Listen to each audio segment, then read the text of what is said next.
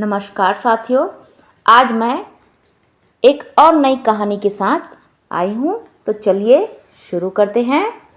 राजा जानुश्रुति अपने समय के महान दानी थे। एक शाम वह महल की छत पर विश्राम कर रहे थे। तभी सफेद हंसों का जोड़ा आपस में बात करता आकाश मार्ग से गुजर रहा था। हंस अपनी पत्नी से कह रहा था, तुझे राजा जानुश्रुति के शरीर से निकल रहा यश प्रकाश नहीं दिखाई देता? बच कर चल, नहीं तो इसमें झुलस जाएंगे। हंसनी मुस्कुराई, प्रिय, मुझे आतंकी क्यों करते हो?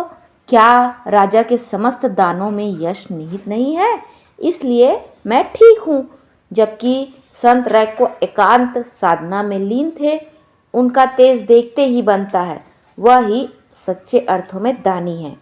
जानुश्रुति के हृदय में हंसों की बातचीत है, वो कांटों की तरह चुभ गई। उन्होंने सैनिकों को संत रैक का पता लगाने का आदेश दिया।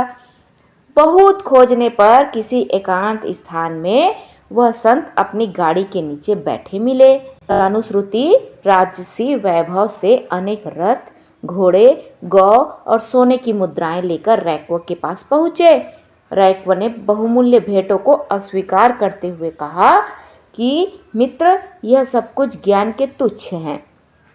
ज्ञान का व्यापार नहीं होता। राजा शर्मिंदा होकर लौट गए। कुछ दिन बाद वह खाली हाथ जिज्ञासु की तरह रैक्व के पास पहुँचे। रैक्व ने राजा की जिज्ञासा देखकर उपदेश दिया कि दान करो, लेकिन अभिमान से नहीं, उदारता की, अहम से नहीं, उन्मुक्त भाव से दान करो। राजा रैक्व की बात सुनकर प्रभावित हुए और वहां से लौट आए। फिर कभी भी राजा दान करते तो मन से करते, वो कभी भी अभिमान नहीं रखते थे।